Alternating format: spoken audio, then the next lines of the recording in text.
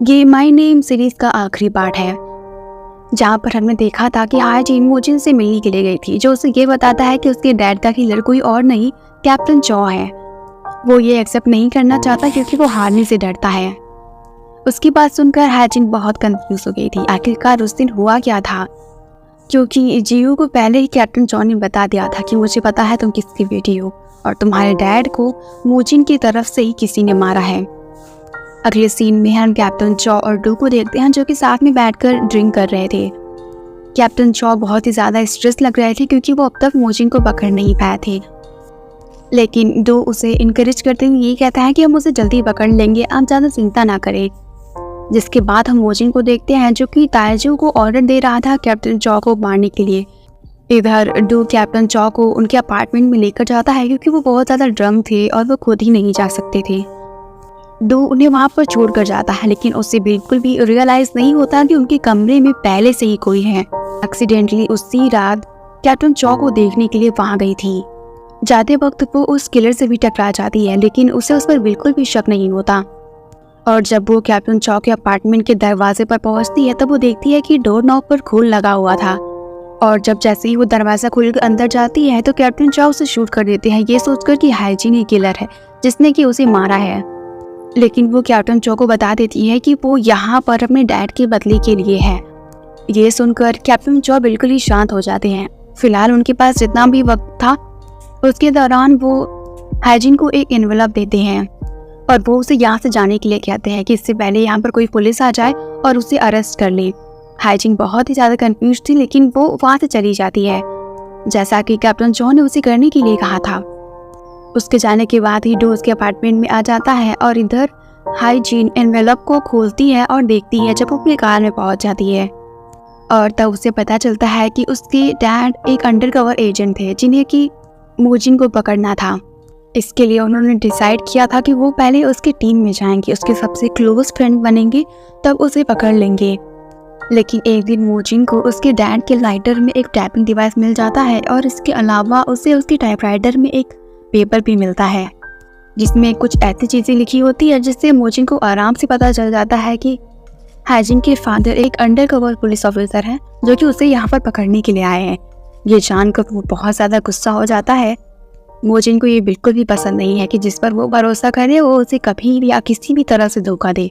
जिसके बाद हायजीन वो बाकी के एनवेलप ओपन करती है, जो कि उसके डैड ने तब प्रिपेयर किया था जब वो मोजिन के लिए इन्वेस्टिगेट कर रहे थे, जिसमें वो हायजीन से माफ़ी मांगते हैं एक अच्छी डैड ना होने के लिए, और इसके लिए भी तब जब वो उनके साथ नहीं थे, तब जब वो बड़ी हो रही थी।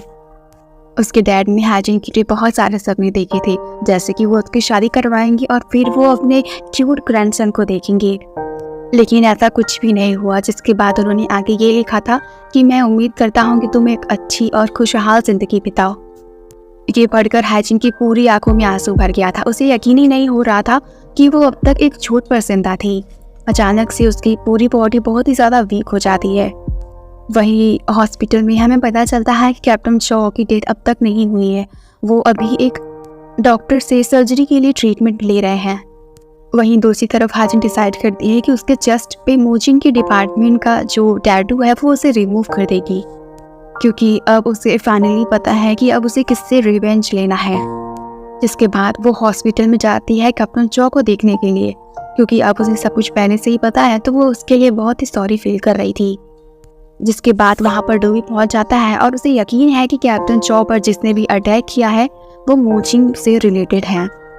कैप्टन चॉ के ठीक होने की खबर ताइजू मोजिन को बता देता है। ये सुनने के बाद मोजिन उसे तुरंत ही कैप्टन चॉ को मारने के लिए कहता है। जिसके अगले सीन में हम हायजीन को देखते हैं, जो कि खुद को ट्रीट कर रही थी क्योंकि कैप्टन चॉ ने उसे गलती से शूट कर दिया था। इधर पुलिस स्टेशन में डू सभी रिकॉर्ड्स को फिर से चेक कर रहा था और तभी उसे याद आता है जब हायजीन ने गोंगजाई को शूट किया था। अब डू को भी हायजीन पर शक होने लगा था।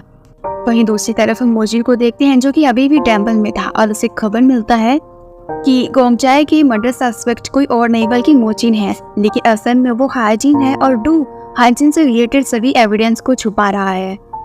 इधर जब हायजीन अपनी रिंग से बाहर निकलने ही वाली होती है, तभी ताइजू उस पर अटैक कर देता है।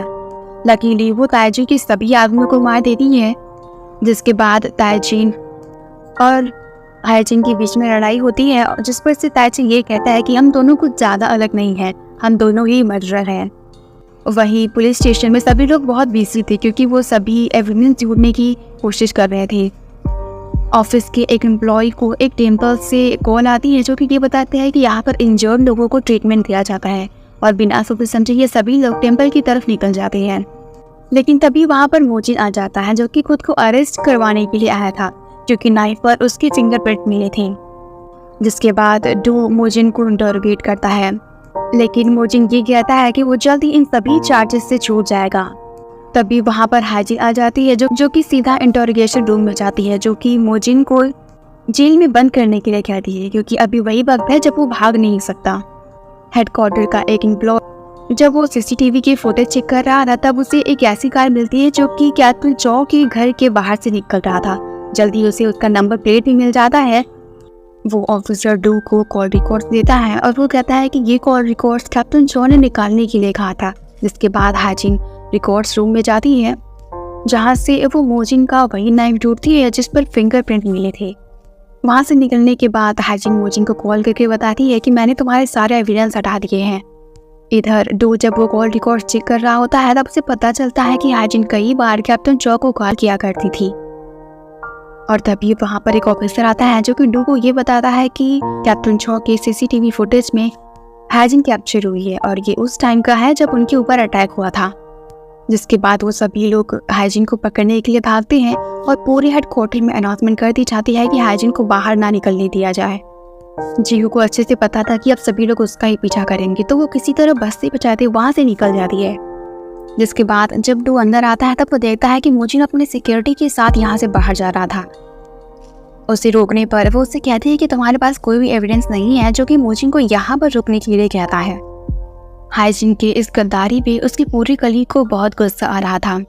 साथ ही साथ उन लोगों को ये भी लग रहा था कि हाइजिन ही है वो जिसने कैप्टन चौ को मारा है। साथ ही साथ फ्रेडो भी टूट गया था क्योंकि उसे नहीं लग रहा था कि हाइजिन ऐसा कर सकती है, पर वहीं दूसरी तरफ सारे एविडेंस भी उसी की तरफ इशारा कर रहे थे। इधर कार में उसकी लॉयर उससे पूछती है कि तुमने खुद को सरेंडर क्यों किया, जिस पर से मोजिन ये कहता है कि मुझे हाइजिन पर शक था और उस पर यकीन करने के लिए मुझे ऐसा करना पड़ा, मैं उसे आसानी से नहीं मार सकता। हाइजिन अपनी बाइक सड़क के बीचों बीच रोकती है और मोजिन का नाइफ वो समुद्र की तरफ फेंक देती है।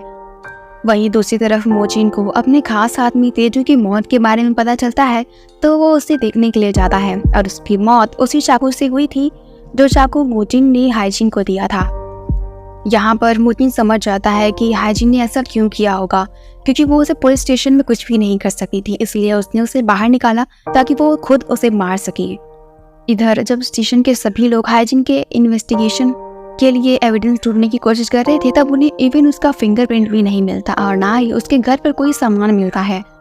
उन्हें लगता है कि मोजिन ने काफ़ी अच्छे से उसे ट्रीट किया था।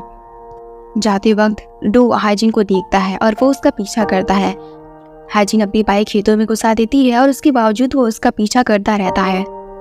तभी अचानक से हाइजिन बाइक लेकर गिर जाती है, जिसके तुरंत बाद ही डू उसे गन पॉइंट पर ले लेता है और उसे अरेस्ट कर लेता है। वो उससे कहता है कि तुम मेरे साथ और नहीं खेल सकती।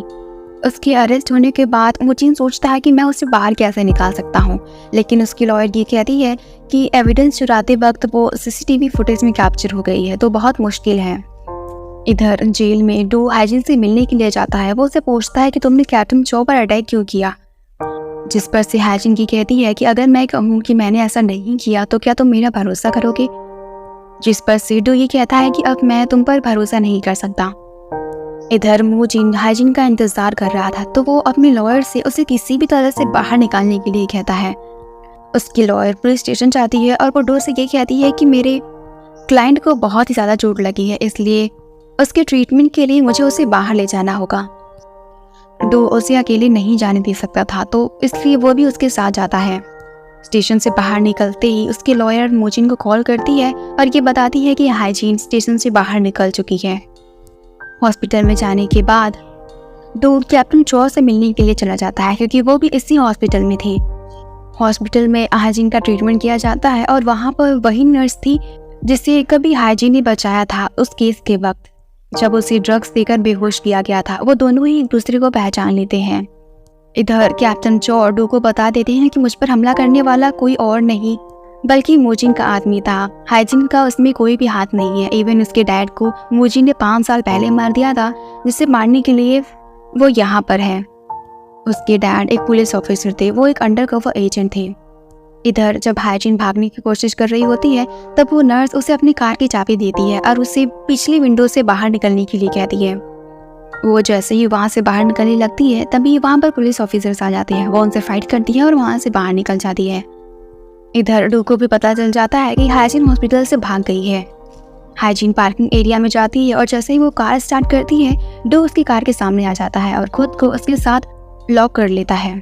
तभी वहाँ पर मोजिन के आदमी आ जाते हैं जो कि उसे पकड़ने के लिए वहाँ पर आए थे और वो दोनों उनसे लड़ते हैं, जिसके बाद वो दोनों उस कार में बैठकर वहाँ से निकल जाते हैं। अंधेरा होने के बाद डू कार को एक बीच के किनारे एक घर पर रोकता है, जिसके बाद वो हाइजिन का हाथ खोल देता है। ये घर डू के किसी दोस्त का था। हाइजिन के हाथ से काफ़ी ब्लड गिर रहा था तो डू उसकी ट्रीटमेंट करता है। डू उससे कहता है कि तुम्हें सब कुछ अकेले करने की ज़रूरत नहीं है, मैं तुम्हारे साथ ही हूँ। जिसके बाद वो दोनों इंटीमेट रहते हैं।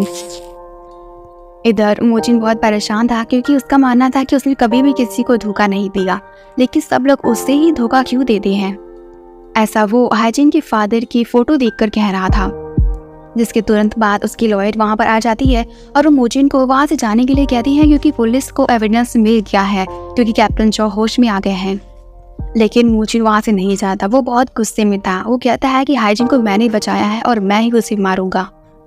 जिसके बाद उसकी लॉयर भी वहाँ से चली जाती है क्योंकि उसे पता था अब मोजिन और उसकी ऑर्गेनाइजेशन का अंत हो जाएगा। अगली सुबह डू हाइजिन को लेकर हेडक्वार्टर पहुँचता है। वो कहता है कि तुम्हारी यहाँ पर बहुत बदनामी होगी, लेकिन हाइजिन ये कहती है कि मैं तैयार हूँ। तभी वहाँ पर मोजिन आ जाता है और वो डू को शूट कर देता है, जिसके बाद वो भाग जाता है। लेकिन हाइजिन यहाँ पर बिल्कुल ब्लैंक हो गई थी, उसे समझ ही नहीं आ रहा था कि उसे क्या करना है। जिसके बाद वो डू की गन निकालती है और रोती वहाँ से चली जाती है। उसके फादर के बाद डू ही एक ऐसा इंसान था जिसे वो अपना कह सकती थी, लेकिन अब वो भी नहीं रहा। वो चलते चलते सीधा मोजिन के बिल्डिंग में पहुँच जाती है। वो गार्ड्स को दरवाज़ा खोलने के लिए कहती है, जिसके बाद उनके और हाइजिन के बीच बहुत बुरी लड़ाई होती है। वो सबको मारते मारते बहुत थक गई थी, लेकिन फिर भी वो किसी तरह मोजिन के पास पहुंचती है। उसके पास पहुंचकर वो रूम का डोर लॉक कर देती है, जिस पर से मोजिन ये कहता है कि तुम्हारे डैड बहुत कमज़ोर थे, उनके पास बहुत चांस था कि वो मुझे मार सकते थे, लेकिन उनके पास मुझे मारने का दम नहीं था। लेकिन फिलहाल हाइजिन उसकी कोई भी बात नहीं सुनना चाहती थी। उन दोनों के बीच में हाथापाई होने लगती है और हाइजिन और अंत में वो नाइफ मोजिन के अंदर घुसा देती है। वो अकेले ही मोजिन और उसके पूरे ऑर्गेनाइजेशन को ख़त्म कर देती है और वहाँ से चली जाती है। इस सीरीज़ के आखिरी सीन में हाइजिन अपने डैड और डू की ग्रेव पर जाती है। पता नहीं है वो कैसे ज़िंदा रहेगी, क्योंकि उसके डैड के मौत के बाद उनका रिवेंज लेना ही उसका पहला पर्पस था। उसे डू मिल गया था पर अब वो भी उसके साथ नहीं है। खैर दोस्तों, आज के लिए सिर्फ इतना ही। मिलते हैं किसी दूसरे वीडियो में। इस वीडियो को शेयर करना ना भूलिएगा।